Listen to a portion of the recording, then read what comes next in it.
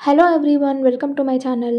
మీరు కనుక ఒక వీకెండ్ మీ ఫ్యామిలీ ఆర్ ఫ్రెండ్స్తో సిటీ లైఫ్కి దూరంగా ఒక పల్లెటూరిలో ఉన్న పురాతనమైన దేవాలయానికి వచ్చి ఒక పూట అక్కడే టైం స్పెండ్ చేయాలనుకుంటే ఇప్పుడు నేను చూపించబోయే ప్లేస్కి ఖచ్చితంగా రావాల్సిందే. ఈ దేవాలయం వికారాబాద్ డిస్టిక్లోని పరిగి గ్రామానికి 10 కిలోమీటర్ల దూరంలో ఉన్న కాద్లాపూర్లో ఉంటుంది. కాద్లాపూర్ నుండి కూడా చాలా లోపలికి వెళ్ళాలి. ఇది ఒక లోయ ప్రాంతంలో ఉంటుంది, అందుకే దీన్ని లొంక అంటారు. మీరు పరిగి నుండి ఆటో మాట్లాడుకొని లొంక హనుమాన్ టెంపుల్ అని చెప్తే తీసుకెళ్తారు. ఓన్ వెహికల్లో వస్తే ఇంకా కన్వీనియంట్గా ఉంటుంది. ఈ దేవాలయం చాలా విశాలంగా ఉంటుంది. మీరు వంటకి కావాల్సిన సామాన్లు తెచ్చుకున్నా ఇక్కడే వంట చేసుకొని మరీ దీన్ని హ్యాపీగా ఒక పూట స్పెండ్ చేయొచ్చు. ఈ దేవాలయం వందల ఏళ్ల క్రితం నాటిది.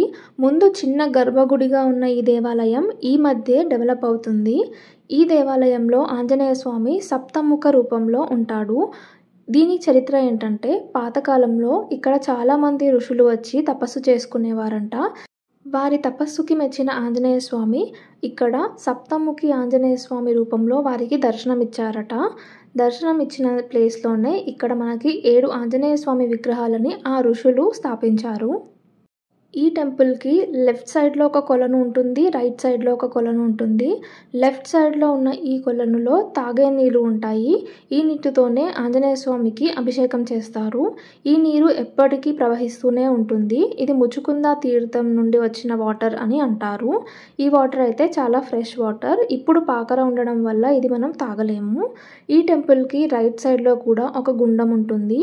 ఈ గుండంలో మనం స్నానం చేయొచ్చు. ఇప్పుడు చాలా పాకర పట్టిపోయింది, ఎవరు పట్టించుకోవడం లేదు. ఎక్కువగా భక్తులు వస్తే ఈ టెంపుల్ కూడా చాలా డెవలప్ అవుతుంది. కానీ ఇప్పటికి కూడా ఇక్కడికి వచ్చి స్నానం ఆచరించే వాళ్ళు ఆచరిస్తూనే ఉంటారు. వాటర్ అయితే ఫ్రెష్గానే ఉంది, కానీ చూసుకొని దిగాలి. ఈ నీరు మనకి ఏ సీజన్లో అయినా ఇలానే ఉంటాయి. వర్షాకాలంలో ఎక్కువగా ఉండి మిగతా కాలంలో ఎండిపోవడం అలా ఉండదు. ఎప్పటికీ ప్రవహిస్తూనే ఉంటాయి ఈ వాటర్. ఈ నీళ్లు అలా ప్రవహిస్తూ ఫారెస్ట్లోకి వెళ్ళిపోతాయి. ఇక్కడున్న అడవులని కాలాపూర్ అడవులు అంటారు. ఇవి చాలా దట్టంగా ఉంటాయి. మనం ఇక్కడ కొంతసేపు టైం స్పెండ్ చేసేసి స్నానం చేసేవారు స్నానం చేసి, లేదంటే కాళ్ళు కడుక్కొని దర్శనానికి వెళ్ళాలి.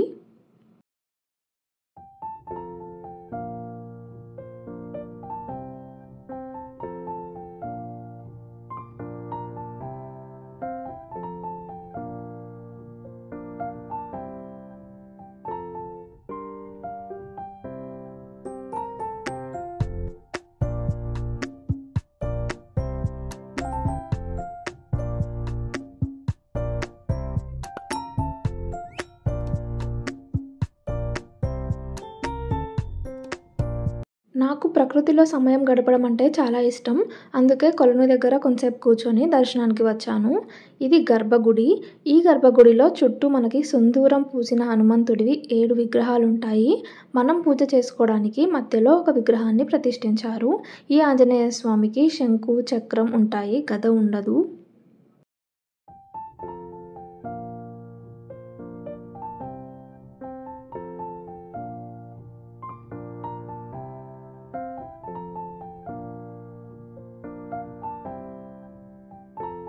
ఈ టెంపుల్కి రైట్ సైడ్లో కొంచెం పైకి వెళ్తే ఇక్కడ శివాలయం ఉంటుంది.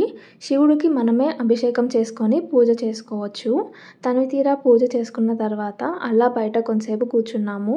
బయట వాతావరణం కూడా చాలా ప్రశాంతంగా ఉంటుంది. ఇది ఊరికి కూడా చాలా దూరంలో ఉంటుంది. చుట్టూ పంట పొలాలే ఉంటాయి కాబట్టి అసలు సౌండ్ కానీ ఎయిర్ పొల్యూషన్ కానీ ఏమీ లేకుండా చాలా ప్రశాంతంగా ఉంటుంది ఈ ప్లేస్. పార్కింగ్ కూడా చాలా బాగుంది. లొంక ఆంజనేయ స్వామి క్షేత్రానికి ఒక 10 కిలోమీటర్ల దూరంలో మైలారం అనే గ్రామం వస్తుంది. ఈ మైలారం గ్రామంలో శ్రీ వెంకటేశ్వర స్వామి వెలిశాడు.